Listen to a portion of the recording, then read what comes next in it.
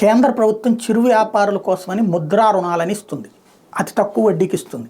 జగన్ ఇక్కడ ఆంధ్రప్రదేశ్లో చేసే తెలివైన పని ఏంటంటే దానికి జగనన్న తోడు అని పేరు పెట్టి ఇందులో ప్రభుత్వం ఇచ్చేది ఏం లేదు, డబ్బులు మొత్తం బ్యాంకులో ఇస్తాయి. ఆ ఇచ్చిన డబ్బులకి వాళ్ళ దగ్గర వడ్డీలు కూడా కట్టించుకుంటారు. ఆ వడ్డీ రిటర్న్ వేస్తాడు జగన్. ఇదివరకు డ్వాక్రా మహిళలకి 0 వడ్డీ రుణాలు, పావలా వడ్డీ రుణాలు లాగా, అంటే వాళ్ళు డబ్బులు మొత్తం కట్టేశాక ఆ వడ్డీని వెనక్కి ఇచ్చేసేవాడు రాజశేఖర రెడ్డి. అట్లాగే కిరణ్ కుమార్ రెడ్డి టైంలో పావలా వడ్డీ మీద మాత్రమే తీసుకుని మిగతా డబ్బులు వెనక్కి ఇచ్చేసేవాళ్ళు. పావలా వడ్డీ వరకు వాళ్ళ దగ్గర నుంచి కట్టించుకుని మిగతా డబ్బులు వెనక్కి ఇచ్చేసేవాళ్ళు. అప్పుడు వాళ్ళకి సంతోషం వస్తుంది.